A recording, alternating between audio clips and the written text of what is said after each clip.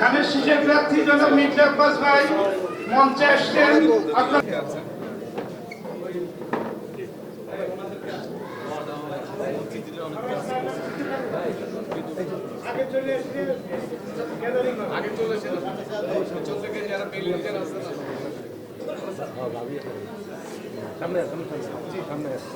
আপনার সামনে সামনে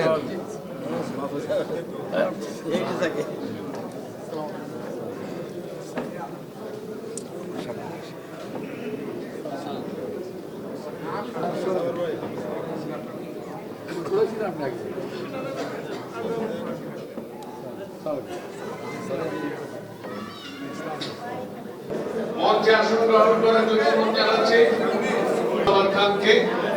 আজকের আমাদের এই আয়োজনের প্রধান অতিথি ঢাকা আব্বাস ভাইকে মঞ্চে আসন গ্রহণ করার জন্য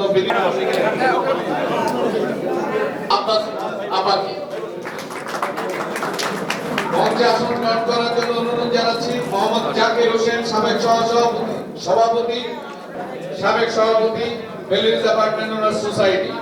মঞ্চে আসন গ্রহণ করার জন্য অনুরোধ জানাচ্ছি সাবেক কমিশনার জনাব আরিফুল ইসলাম আরিফ ভাইকে।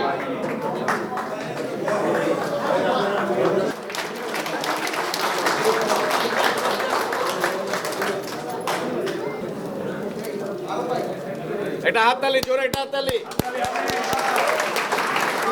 এখানে আমাদের উপরে অনেকটা দায়িত্ব কর্তব্য অলরেডি পড়ে গেছে। সময় এসেছে আমাদের যেই তারেক সাহেব, তারেক জিয়া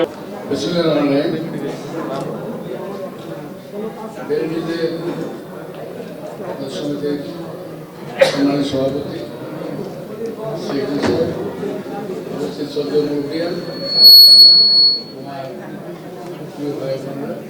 আসসালামু আলাইকুম।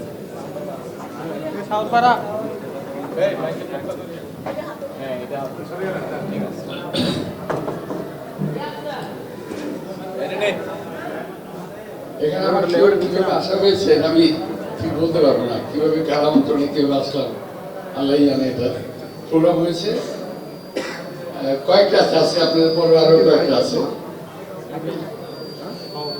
তো আমি আপনাদের সবাইকে যারা কষ্ট করে এখানে আসছেন, আমি সবাইকে প্রথমেই আন্তরিক কৃতজ্ঞতা জানাচ্ছি। আরিফ ভাই চমৎকার কথা বলে গেছেন, বললেন যে গুছিয়ে বলতে পারি না, অনেক খারাপ লাগে। আরিফ ভাই অনেক বছর জেলে ছিলেন, উনি তো ভেবেই ছিলেন যে আর বের হতে পারবেন না। আমরাও মনে করি যে হাসিনা না গেলে হয়তো আরিফ ভাই আর বের হতে পারতেন না। তার সাথে আমার জেলখানাও মানে কোর্টে দেখা হতো আরিফ ভাইয়ের সাথে মাঝে মাঝে, আবার মাঝে মাঝে একটু টেলিফোনেও কথা হতো। আমি বলতাম যে আরিফ ভাই মন খারাপ করবেন না, ইনশাআল্লাহ আপনি বের হয়ে আসবেন। আরিফ ভাইয়ের কথা আর কি বলবো ভাই, আমার নিজের নামেই 21টা মামলা, আমার 16 বছরের জেল, আমি প্রায় 3.5 মাস জেলে ছিলাম। কিন্তু আমি অনেক সাহসী, আমি কোনো কিছুতে ঘাবড়েও যাই না, ভয়ে পাই না।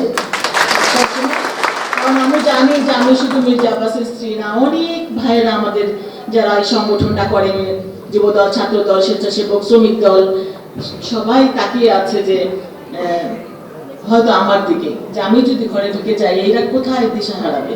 কেউ ঘরে থাকতে পারতো না, কেউ ব্যবসা নাই, থাকার জায়গা নাই, বাবাকে না, ছেলেকে না পেলে বাবাকে নিয়ে যাচ্ছে, বাবাকে না পেলে বউকে নিয়ে যাচ্ছে, মাকে নিয়ে যাচ্ছে। কি বর্বরচিত একটা দিন আমরা কাটিয়েছি।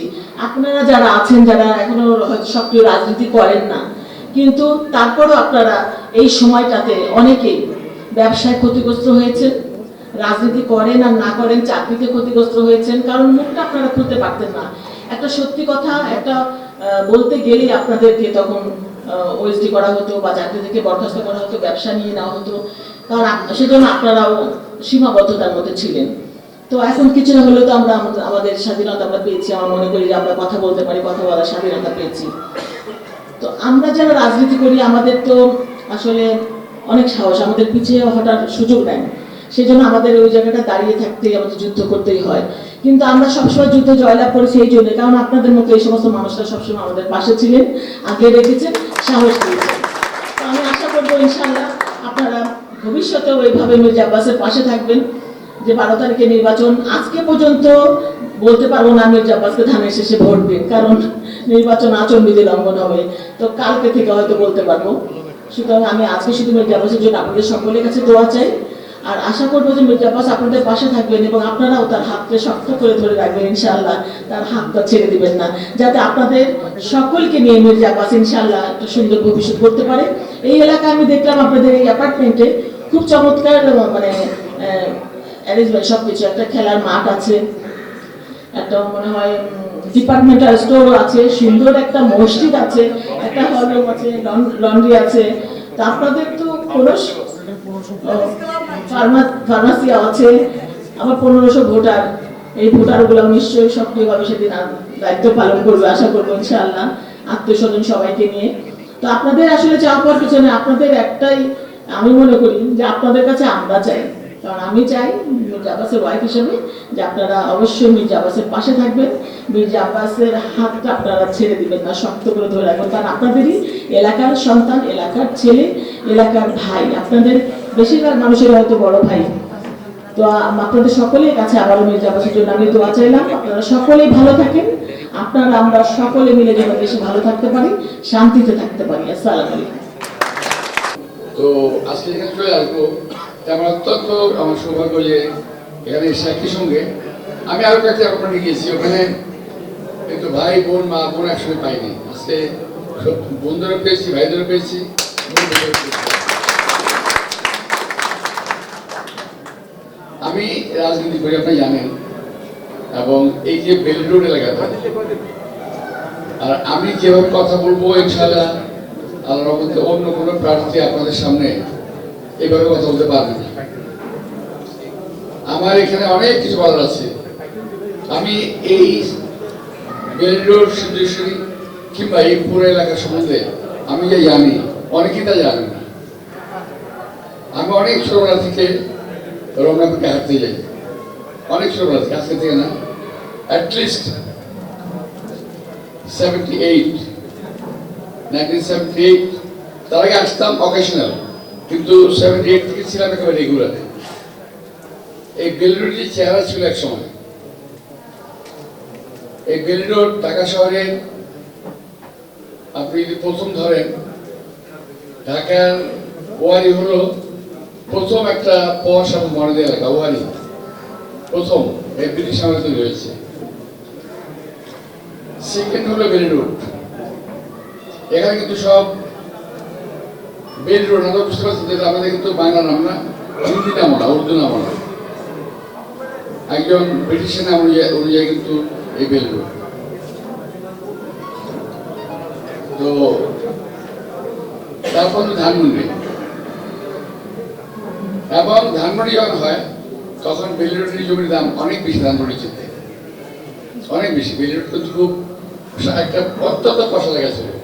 আমরা ছোটবেলায় যখন ফুলের চর্চা কেউ করে না ঢাকায়, এই বেল রোডে কিন্তু ফুলের চর্চা হতো, সব বাড়িতে ফুলের বাগান ছিল।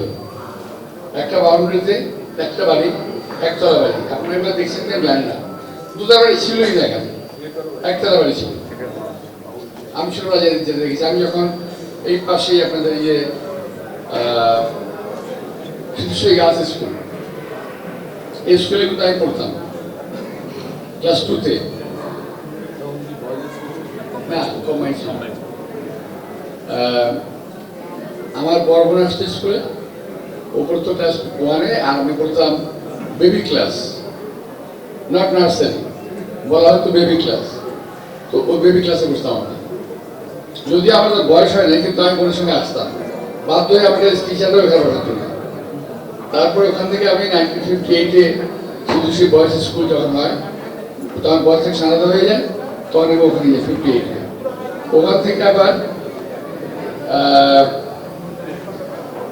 1959 অথবা 60-তে মসজিদ সেন্ট্রাল গভর্নমেন্ট হাই স্কুলে ভর্তি হই। তারপর ইন্টারমিডিয়েট ভর্তি হলাম জগন্নাথ কলেজ, ডিগ্রিতে ভর্তি হলাম চিকিৎসা কলেজ, তৎকালীন সময় Jinnah college, Jinnah government college. এরপরে জানেন তো পলিটিক্স করি এবং বিভিন্ন কারণে আমাদের একটা সিস্টেম ছিল, পার্সেন্টেজ না থাকলে কিন্তু পরীক্ষা দিতে অ্যালাউ করা হতো না, অর্থাৎ ক্লাসের প্রেজেন্স থাকতে হতো 80% মিনিমাম। আমার 80% ছিল না, ফলে আমি আবার সরদি করে ভর্তি হলাম, ওখান থেকে পাস করলাম, ডিগ্রি পাস করলাম। আমি কথাটা বললাম এই কারণে যে আমি ঢাকার শহর সম্বন্ধে যতটুকু জানি, আমার পরে অতটুকু জানার মধ্যে খুব কম লোকই জানার মধ্যে খুব কম, যারা আমার বয়সী আছেন থাকতে পারেন, কিন্তু পুরো ঢাকা শহর চষে বেড়ানো। আমি কিন্তু ঢাকা শহরের ওই যে শীতলক্ষাবার নদী, এদিকে ডুমনি, খিলক্ষেত, টঙ্গীর, এদিকে আশুলিয়া, ওদিকে বাকলেন বাঁধ, সীমানাগুলো ঢাকা শহরে বলছি আমি। এটা আমি ছাড়া কেউ বলতে পারবে না আপনাদের এখানে। আমি যতটুকু জানি এটা বলছি, এটা আমি গর্ব করে বলছি না, আমি বলছি যে আজকে অনেকে অনেক কথা বলে। আমার সারা জীবন আমার অন্তত 5 পুরুষ এই ঢাকা শহরে, কিংবা বেশি 6-7 পুরুষ হবে এই ঢাকায় এবং শাহজাহানপুরে, ঢাকা এবং শাহজাহানপুর। এখান থেকে আমার বাড়ির কোনো সদস্য কোনো রকম ইয়ে হয় না, মানে অন্য কোনো জায়গায় যায় না, মাইগ্রেট করেনি, যায় না। এখন আমাকে অনেক অনেক সময় অনেক লোক বলছে আমি নাকি ঢাকা শহরে উদ্বস্ত হয়ে আসছি। শুনতে কেমন লাগে বলেন? কেমন চিন্তা লাগে? তো আমি আজকে আমার ছেলেকে একটু বাধ্য হয়ে বললাম, বাবা আমি তো ওদের জবাবটা দিতে পারি না, তোমরা কি জবাব দাও না একটু, আমার ভালো লাগে না শুনতে। কারণ আমি বরাবর একটা প্রতিবাদী লোক, বরাবর সারা জীবন প্রতিবাদ করেছি। আপনি জানেন কি জানি না, আপনারা অনেকেই জানি, এখানে নিশ্চয়ই সামনে জানবেন 1966 সালে 6 দফা আন্দোলন হয়েছিল, মনে আছে আপনাদের? 2 থাকতে পারে, 6 দফা আন্দোলন ছাত্রদের, 69-এ 11 দফা আন্দোলন। আমি কিন্তু 66-তে আন্দোলন করেছি, 69-এ করেছি। আমার জীবনটা প্রতিবাদ করতে করতে এই মতো আসছি। কিন্তু সবচেয়ে দুর্ভাগ্য হলো শেষ বয়সে সামনে প্রতিবাদ করতে পারছি না, পারি করতে। আমাকে সব মুরব্বীরা সবাই বলে আপনি কথা বলেন না, কিন্তু এই সমস্ত বাচ্চা ছেলেগুলো যারা কথাবার্তা বলে, এরা মুরব্বীদের মানে না। আমি একটা কথা বলেছি সেদিন, যে আমাদের 17 বছরে 5 তারিখের পরে, 17 বছরে আমরা অনেক লস করেছি, নিঃসন্দেহে অনেক লস করেছি। 5 তারিখের পরে আমাদের একটা পরিবর্তন হয়েছে দেশে। এই পরিবর্তনটা কিন্তু একটা ভালো পরিবর্তন হতে পারত, এই পরিবর্তনটাকে আমি শেষ করে দিয়েছি। এই পরিবর্তন 5 তারিখের পরে এই দেশে একদল উদ্দেশ্যমূলক বেয়াদব তৈরি করা হয়েছে এই দেশের বাংলাদেশে, এবং এটা পরিপূর্ণভাবে উদ্দেশ্যমূলক। একটা দেশ এবং জাতিকে ধ্বংস করার জন্য যা দরকার, এই সরকার আজকে এই সরকার সেটা করে দিয়েছে।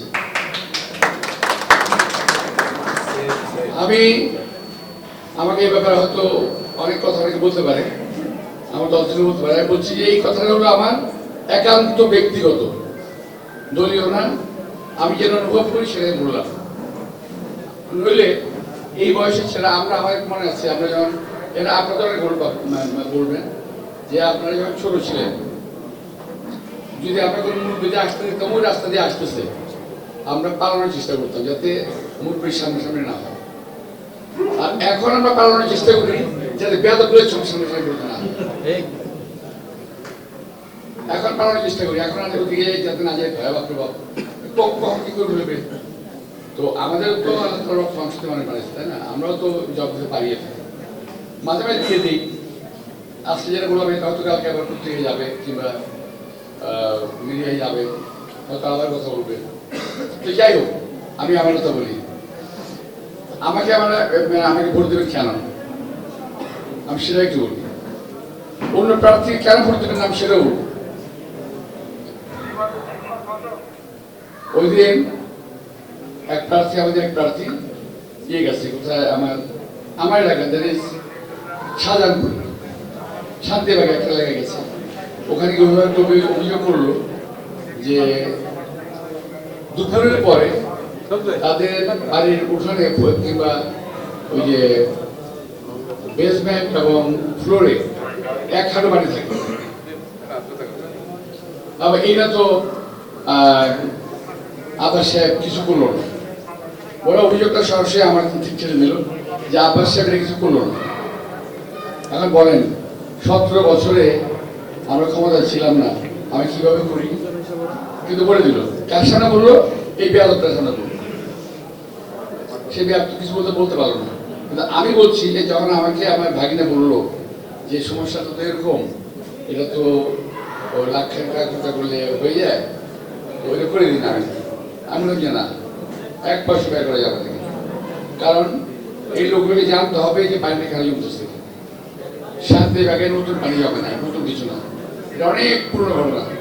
আমি এখন থেকে 20 বছর আগে জানি শান্তিবাগে দুপুরের পরে পানি যাবে, এখনই যাবে, এবং এই পানি কখনো যাবে না। এবং কোনো সরকার পারবে না যদি বিশাল বড় প্রকল্প না নেয়। এর বড় কারণ হলো এই পানি যাওয়ার যে রাস্তাগুলো ছিল সমস্ত ব্লক হয়ে গেছে। বিল্ডিং, অ্যাপার্টমেন্ট, বাড়ি ভরাট, জায়গা দখল সব করার পর হচ্ছে কি পানি যাওয়ার যে রাস্তাগুলো আছে সব বন্ধ হয়ে গেছে। আগে যেখানে বিশাল বড় একটা খাল ছিল সেটা এখন ছোট্ট একটা ড্রেন হয়ে গেছে। সো পানিগুলো সরার সুযোগ থাকে না, খুব ধীরে ধীরে সরে। তো 1-1.5 লাখ টাকা খরচা করলে যদি এটা হয়ে যায় তো অ্যাপার্টমেন্ট লোকেরাই করতে পারে, করে না কেন? কারণ আউটলেট তো নাই। আপনারা হয়তো জানেন না যে আমাদের এই সমস্ত এলাকার সমস্ত পানি কোথায় পড়তে গিয়ে কেউ জানে না। আমাদের ঢাকার চারিদিকে 4টা নদী আছে, বুড়িগঙ্গা, তুরাগ, শীতলক্ষা, বারো নদী। শীতলক্ষা বারো নদী হলো প্যারালাল, পাশাপাশি 3টা নদী বলতে গেলে তুরাগ একদিকে, উত্তরে তুরাগ, দক্ষিণ তুরাগ, না সরি পশ্চিম তুরাগ। উত্তরে তো পশ্চিম, দক্ষিণে হলো আমাদের না, দক্ষিণে হলো দক্ষিণে বুড়িগঙ্গা, ওদিকে হলো আমাদের শীতলক্ষা এবং বারো নদী। মুঘলরা কিন্তু পানি পরিবেষ্টিত এলাকাতেই রাজধানীগুলো পছন্দ করে। আমাদের ঢাকা শহরটা একজন নয় রাজধানী হয়েছিল জাহাঙ্গীরনগর।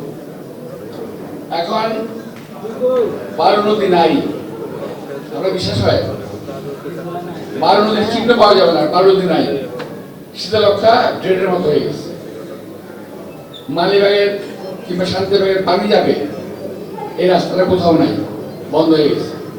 একদিকে শান্তিবাগের স্কুল, তারপরে ওই যে আপনার রাজাবাগের দিকে যান, দেখবেন যে পেট্রোল পাম্পটা আছে না, তার পিছনে একটা লেক ছিল, সেই লেক বন্ধ হয়ে অ্যাপার্টমেন্ট হয়ে গেছে। এবং এখন একজন লোক পুকুরের মধ্যে গিয়ে বাড়ি করে, আর সেখানে পানি জমে। আমার বাবার সাধ্য আছে সে পানি সরানো, সে পানি তো পুকুরের মধ্যে, আমি কি করে করবো এটা যে পানি সরানো? এখন তার এক বাড়ি পানি সরাতে গেলে আমাকে 50টা বাড়ি ভেঙে ড্রেন করতে হবে, কোটা হলে হবে। এখন এই সমস্ত 90 ছেলেমেয়েরা এসে এই সমস্ত আমাদের লোকগুলোকে বোকা বানানোর চেষ্টা করতেছে। আপনাদের সামনে একটা কথা বলি আমি, এটা আমার অহংকার না, গর্ব না, বাহাদুরি না, এটা আমার দেখার ব্যাপার। এই যে আপনাদের শান্তির মুখটা আছে দেখছেন এখন, এই যে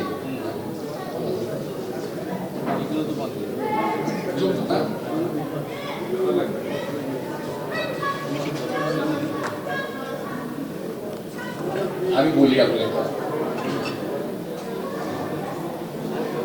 আমি যখন মেয়র ছিলাম তখন আমি শান্তি নদী যাই, বৃষ্টির পর দেখলাম যে এখানে পানি জমে গেছে অনেক, তখন পানিটা খুব সহজে সরে না। আমি অনেক চিন্তা করলাম কেন সরে না পানিটা সরার কথা কিন্তু সরছে না। আমার মনে পড়লো আমি যখন সিদ্ধেশ্বর স্কুলে পড়ি তখন এই রাস্তা দিয়ে পাঠা যেতাম প্রচন্ড বৃষ্টির মধ্যে, প্রচন্ড বৃষ্টির মধ্যে আমি এলাকা দিয়ে রাস্তা দিয়ে হেঁটে যেতাম, কিন্তু এক ফোঁটা পানি রাস্তা ছিল না। এখনকার পানি জমবে, এই চিন্তার মাথায় আসলো। আমি আবার ইঞ্জিনিয়ারকে ডাকলাম, দেখেন আমি তো এখানে কখন পানি দেখি নাই, এখন পানি কেন জমবে এটা বের করেন। তো তারা বললো যে স্যার আউটলেট সব বন্ধ হয়ে গেছে। শান্তিনগরের পানিটা যেহেতু কোথায় বলেন তো, আপনি জানেন কেউ? এখান থেকে শান্তিনগর হয়ে কাকরাইল হয়ে নাইটিঙ্গেল দিয়ে ডান দিকে গিয়ে বিজয়নগর রাস্তা রাস্তায় গিয়ে গিয়ে বিশাল একটা খাল ছিল, ওই খালের মধ্যে এখন সেই খাল ব্লক হয়ে গেছে, বক্স কালভার্ট হয়েছে, কিন্তু শান্তিনগরের পানি যাওয়ার রাস্তা রাখা হয়। এক পর্যায়ে গিয়ে আমি ট্রেনগুলো একেবারে ক্লিয়ার করলাম, পানি যাওয়ার রাস্তা করলাম, কি বলে বক্স কালভার্ট একদিকে ভেঙে পানি যাওয়ার রাস্তা করলাম। এখন আর পানি জমে না, এখন জমে কি চলে যায়। তো এই কথাটা আমি জানতে চাইবো, আমার যে প্রার্থী আসছে সামনে, সম্মানিত প্রার্থী, উনি কি বলতে পারবেন শান্তনের পানি কোন দিক দিয়ে যায়, কোন দিক দিয়ে বেরোয়, কোন দিক দিয়ে ঢাকা শহরের পানি কোন দিকে প্রবাহিত হয়? লম্বা লম্বা কথা বলে, আমার সম্পর্কে অনেক উল্টাপাল্টা কথা বলে। ভাই আমার দুঃখ লাগে এটাই যে আমার সম্পর্কে যদি একটা সত্যি কথা বলতে পারে যে আমি কোনো অপকর্ম করেছি, এখন বলে কি জানেন, চাঁদার কথা বলে। আরে ভাই আমার হাত দিয়ে আমি 12,000 লোকে চাকরি দিয়েছি আল্লাহর রহমতে, 12,000, একটা দুটো না।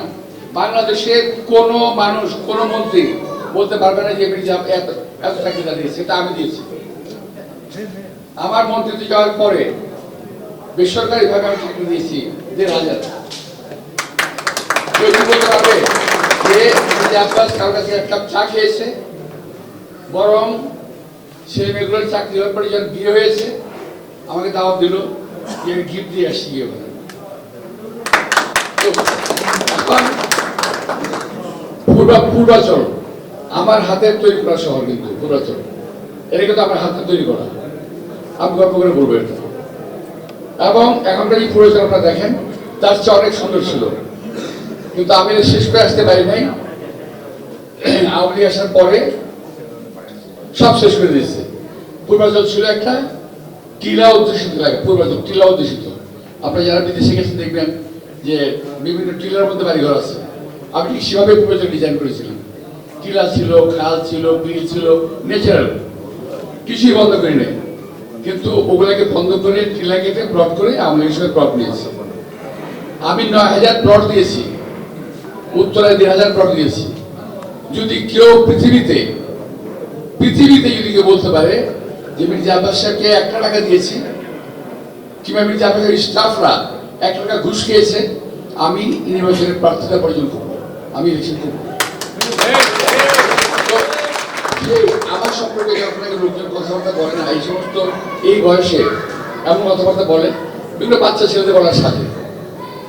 তো আমি আশা করি যদি আপনাদের সামনে কখনো এমন কথা কেউ বলে, দয়া করে আপনারা একটুদেরকে জিজ্ঞেস করবেন যে ভাই তোমার নিজের সম্বন্ধে বলো, তুমি কে, তোর বাবার নাম কি, তোর বাবা কি করতো, তুমি কোথা থেকে আসছো, শুধু এটুকু জানতে যাবে, আর কিছু লাগবে না।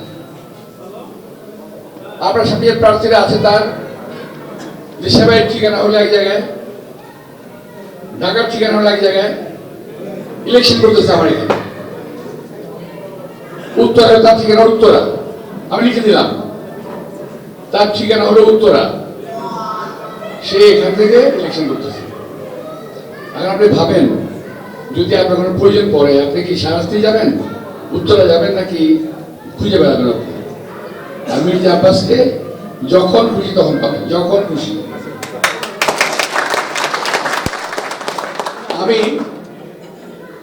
আমি একবার ছিলাম মেয়র, 3 বার মন্ত্রী।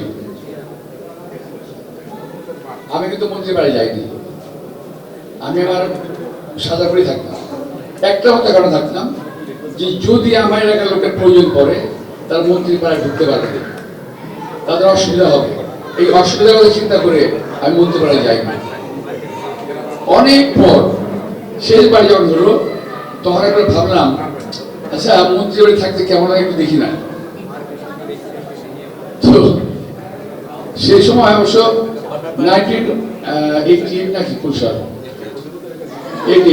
পানি উঠে আমার বাসা ডুবে গেছিল।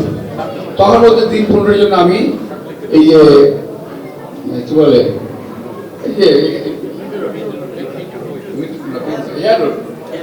হেয়ার রোডের বাসায় আমি 3-15 ছিলাম। কিন্তু সত্যি কথা বলতে কি, মন্ত্রী বাড়ি হতে পারে, আমার বাড়ি না। মজা পাইনি থেকে ওখানে, ভালো লাগে নাই। হতে পারে মন্ত্রী বাড়ি, কিন্তু ওখানে যে প্রতিবেশী আর আমার বাড়ির পাশে যে প্রতিবেশী এক তো না। ওই প্রতিবেশী হচ্ছে সব মন্ত্রী, আমার বাড়ির পাশে প্রতিবেশী মন্ত্রী না। সুতরাং ওদের সঙ্গে আমি কমফোর্টেবল ছিলাম। তবে হ্যাঁ, আমি যখন 78 সাল থেকে 11 পর্যন্ত, 2007-11 পর্যন্ত যখন আমি রমনা পার্কে হাঁটি, তখন কিন্তু আমি রমনা পার্কের অনেক সংস্কার করেছি। আপনি জানেন কিনা জানি, অনেক অনেক যে গাছগুলো দেখবেন নতুন গাছ, বছর 30 সবগুলো আমার হাতে লাগানো হয়। রমনা পার্ককে আমি পার্কের মতো রেখেছিলাম। এখন যেখান থেকে ফুটপাথ করে ফেলেছে ওখানে ফুল গাছ লাগিয়েছিলাম। রমনা পার্কে সিজনাল ফুল ফুটতো সবসময়। যতগুলো শেড দেখেন সবগুলো আমি করেছি, যতগুলো বাথরুম আছে সবগুলো আমি করেছি।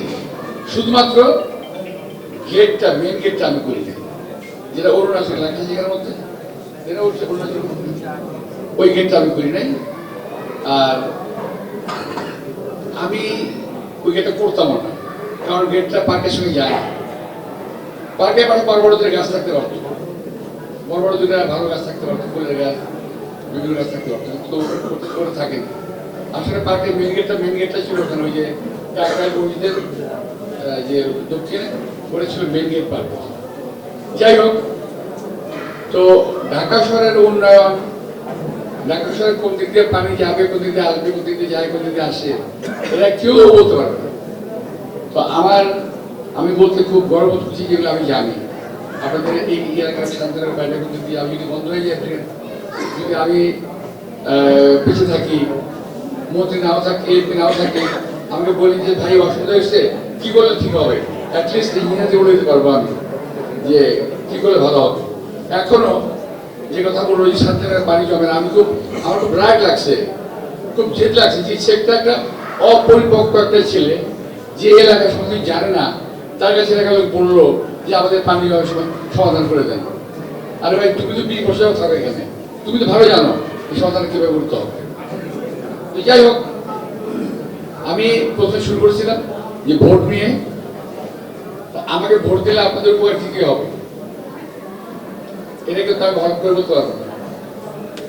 আপনাদেরকে আমি একেবারে আপনাদের বেল রোড এলাকাকে আমি একবারে সোনা দিয়ে বাঁধিয়ে দেবো, এমন কথা বলার ক্ষমতা আমার নাই। আমার 2 ভাই কথা বলেছেন, দুটাই মানবিক। যেমন ফুটপাথ, এটা আমার অনেক, ওই দিন পার্কে যখন গেছিলাম তখন অনেক পার্কে যাওয়ার পর আমার এক বোন বললো যে ভাই আমরা তো ফুটপাথে আসতে পারি না।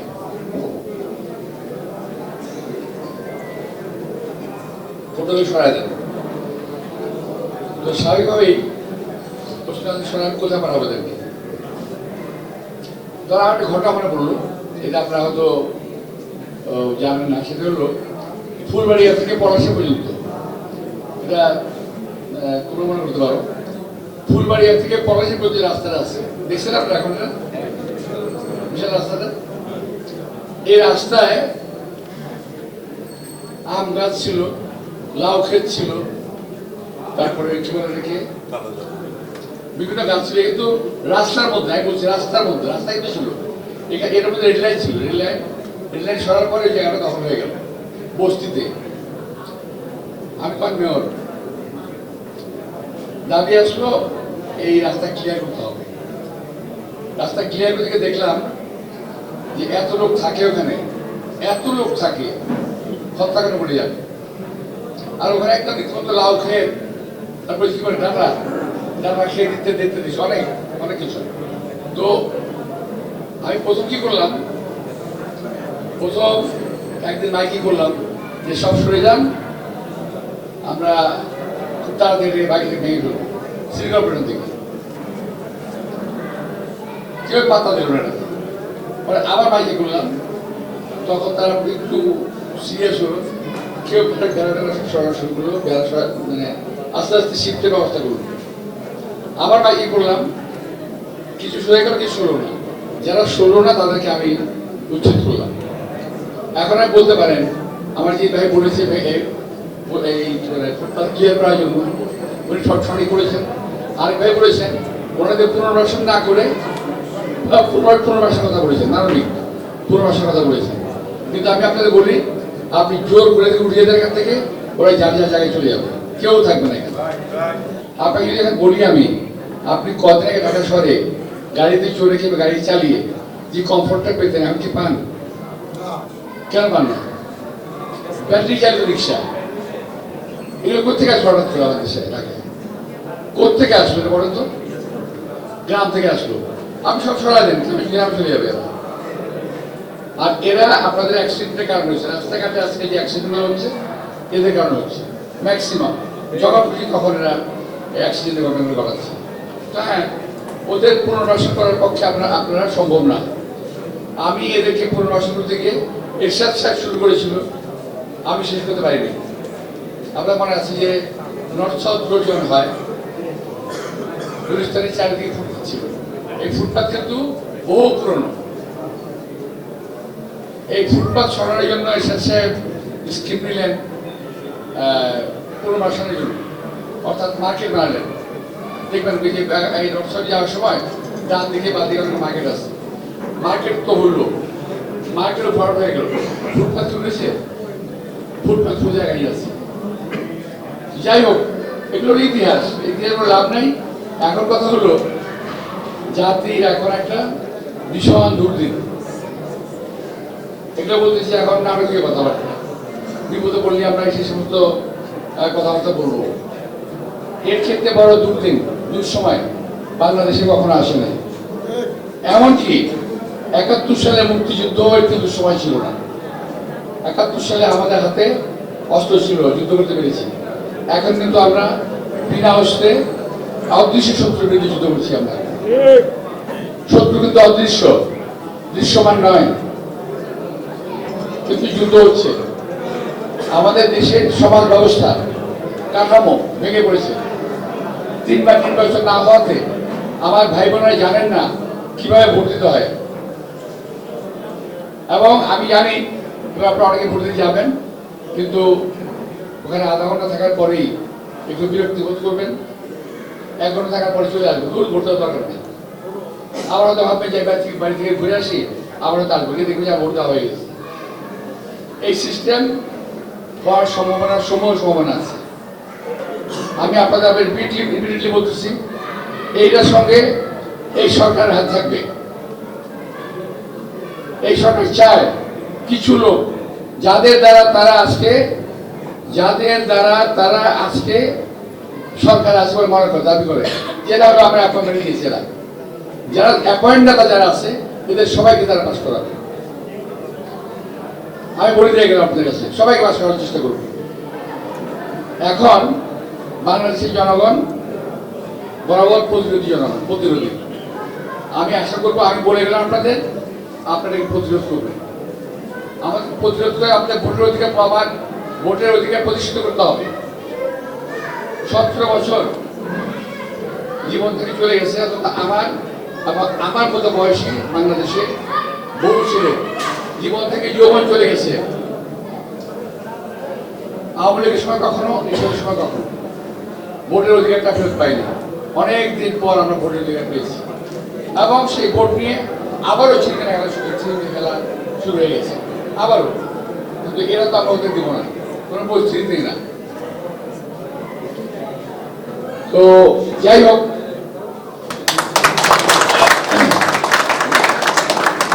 এখন অনেক কথা বললাম, বিরক্ত হয়েছে অনেকে, অনেক কথা বলে ফেলেছি। আপনাদের আবার আমারও নামাজ পড়তে হবে, নামাজ পড়ে আবার একটা মিটিং যেতে হবে।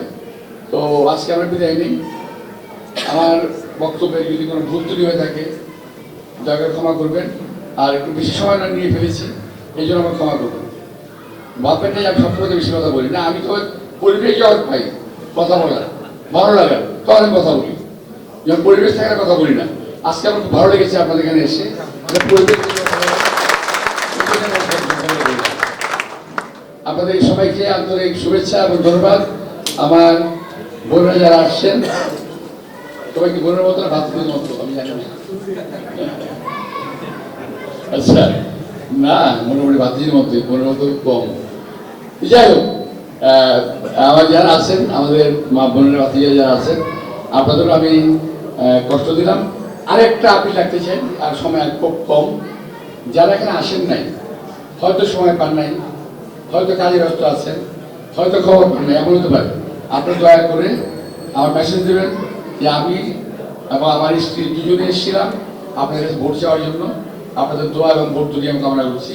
আর মেসেজটা একটু আপনাদের সবাইকে আন্তরিক শুভেচ্ছা। ইনশাআল্লাহ আবার ভালো অথবা খারাপ যে কোনো সময় আমাকে স্মরণ করবেন, আমাকে পাশে পাবেন। সবাইকে ধন্যবাদ।